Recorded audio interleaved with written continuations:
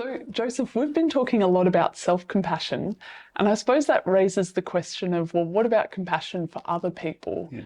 And a really common fear that comes up when people are learning about self-compassion is, well, is that just being selfish Yes. and just Yes. concentrating on ourselves? But Paul Gilbert talks about the flow of compassion. Yeah. So we know that compassion is a sensitivity and being brave enough to acknowledge and lean into pain or suffering, Yeah. and then to also have a commitment to do something about it. But Paul Gilbert also talks about how that feeling of compassion can have different flows. So Yeah. it can be directed inward and be Mhm. self-compassion. It can be directed outward for Yeah. compassion to others. And it can also be received from others, compassion from Nice. others. Yeah. So at its core, compassion is the same, but the flow can change. Yeah. And it's really interesting. Compassion is one of those things that sounds like you'd have to be like sacrificing.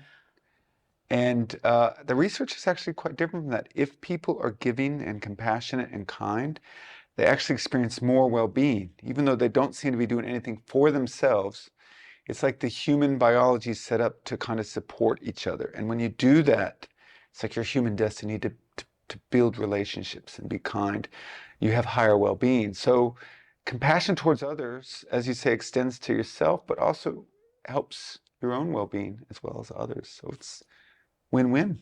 And you've just talked through the benefits of extending compassion to others, but equally, if we can also extend that compassion to ourselves with self-compassion, we then have more resources, more energy, more Yeah, time to be able to spread compassion to the exactly. other people around us. I always think about the on planes, and the number one instruction is if the Yeah, oxygen masks drop, you have to put the mask on yourself before you put it on your yeah, child or the person that you're with, because you can't help other yeah, people unless you're helping yourself. yeah. And I guess the tricky thing about compassion, I mean, is how do you do it? Like, we don't actually always know. It's just like self-compassion. Like, the first thing you have to do is connect with your own suffering and recognize that you are struggling. Mm. And then you can extend that patience towards yourself. So with other compassion, the first thing you need to do to kind of create that is to kind of tune into the other person's feelings and what they're struggling with. So when somebody comes to you and they're struggling and they're suffering, you might want to reassure them or rush in and fix it, problem solve. And I think that that can be quite invalidating. And we put pressure on ourselves. I want to fix this. I want to Yeah, take away that yeah, pain from you right now. Yeah. absolutely.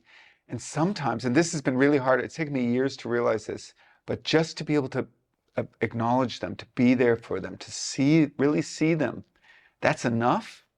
Like sometimes that's all people want is to be heard and to be seen and have that kind of patience and kindness. And you don't have to necessarily do anything. So in developing this compassion skill, I think the first thing is to learn to not rush in with problem solving, but really be able to tune into the person's feelings first, to understand how they feel and what they care about. And then maybe you can kind of think about it, but feelings first. And I wonder if you're able to do that, the more you're able to just sit with the person and listen rather Yeah. than try to fix it for them, the more you're communicating the idea that you can be there for them Yes. and that their pain Yeah. doesn't need to immediately disappear, that it's Yeah. okay. Yeah. It's Mm. like you're creating this safe space because just like with our self-compassion, we like this our own suffering, we want to run from it, right? Mm. And so when another person's suffering, we also want to kind of run from that. So if you just model listening and being present, you're not running from it. You're strong enough to be there with them. Then Mm. they know they're strong enough too. And And because when I'm the one that's suffering and I turn to someone for support, I know that I don't want them to solve it in 30 yeah, seconds. I know that I could probably come up with a solution on my own, but yeah, in that moment, I just need someone to listen to me and to make me feel heard and understood. And absolutely. once you have that foundation, Yeah, you can probably generate your own solution that would yeah, fit much better than something someone else would exactly, say. exactly.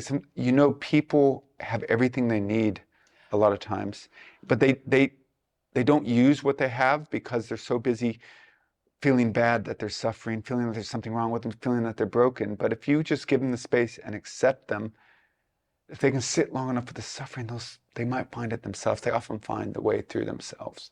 So it's one of the greatest gifts you can give somebody is to just really look at them, see them, and be able to sit there with them with their emotions. And I think that's the key. I agree.